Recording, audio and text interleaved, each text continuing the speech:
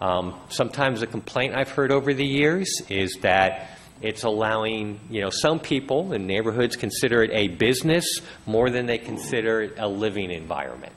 I think the people living in the group homes, I don't know if they would say that, but I'm just sort of putting out the things I've heard over the years.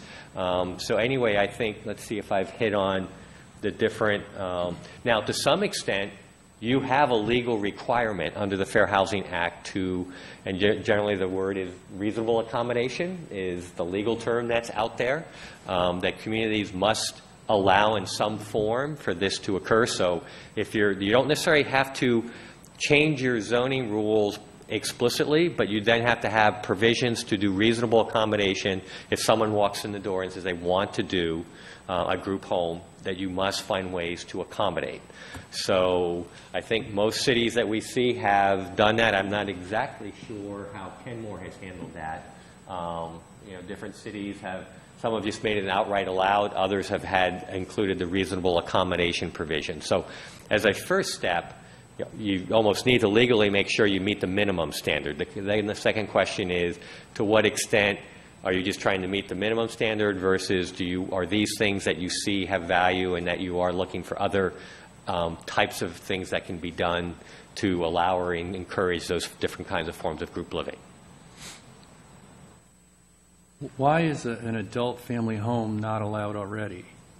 It's just a form of residential use, isn't it? It is allowed. Right, that's what I'm saying. So, well, I didn't know there was any restriction on it. I thought this was where seniors, unrelated seniors, would go to live, and they might share some of the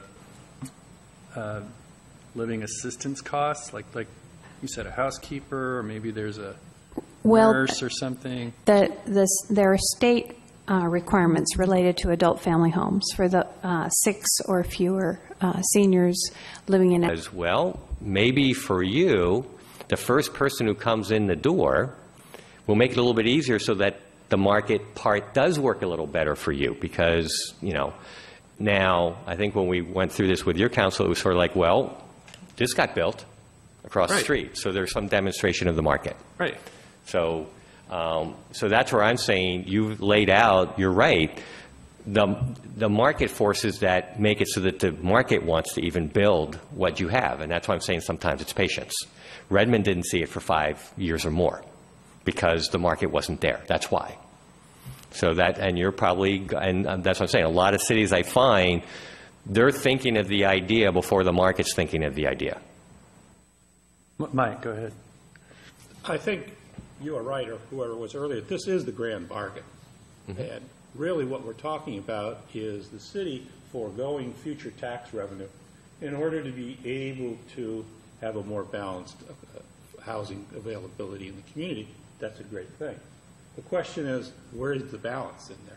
How much is much? How much is too much? Where are we giving up too much in tax revenue in the future? Do we end up in a situation where we're selling low and buying high? And I'm not sure that we're where that balance is. It doesn't. Once again, I think we've already done an awful lot. And what's enough? And I don't really feel comfortable that we have an answer to that. So your comments, Commissioner Vanderland, felt like the multifamily tax exemption program. The TOD overlay is just in exchange for density, you give us some affordability. So there is no foregone revenue to the city when it's the land, the ones that are on this part of the chart. The shaded out part of the chart, and we reference the MFTE, but that's listed under, that's the direct assistance, and the council, that's exactly what the council said, and they said that's our purview, and we're the ones who are going to have to grapple with that. This one is about land use where there is not a direct revenue impact per se to the city. So just to clarify that. So let me, if I may. Yes. Because I know, I hear you. I understand most of what you say, Arthur, but I feel like, gee, I'm lucky I practiced law in this area, because now I can understand the jargon pretty well, but I wish, or I hope my colleagues do too, and I'm happy to explain if they don't, to the extent I can, or maybe Lori or Debbie can too. But my understanding is that most of the grand conflict.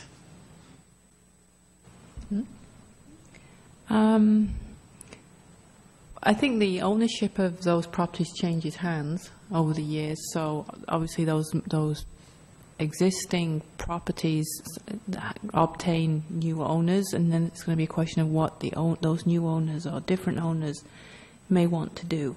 Okay.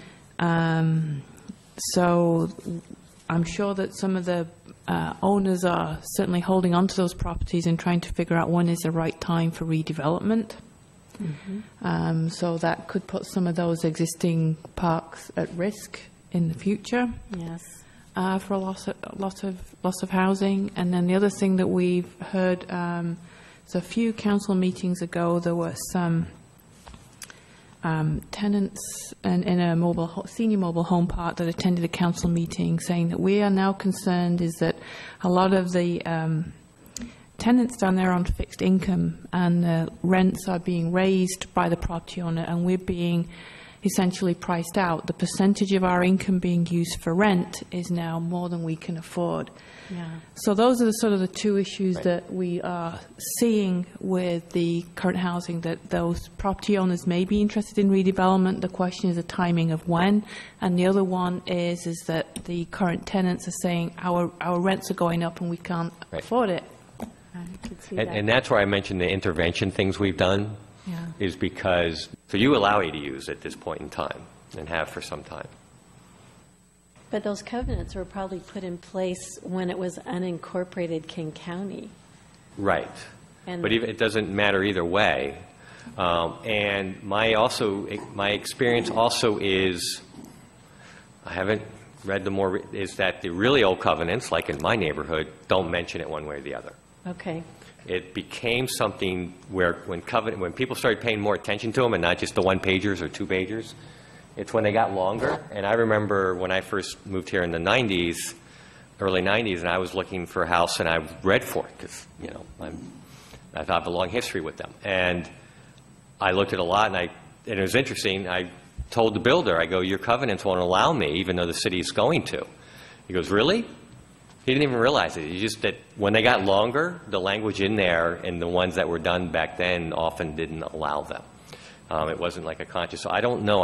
But if you'd like, we can, you have your city experience, but I don't mind us checking around to see if any other cities are having issues with homeowners associations in general. Well, I like hearing that it seems to have phased out, but it didn't phase out when this other recent lawsuit occurred. Right. That's what I'm saying, is I'm sure it's out there in places, and I'm happy for us to check around East King County and see if it's popped up anywhere else in those cities if they're dealing with it. I mean, can you figure out how many subdivisions have covenants? No. Not easily, no. But I will say, too, though, if they aren't enforced, if they've got a community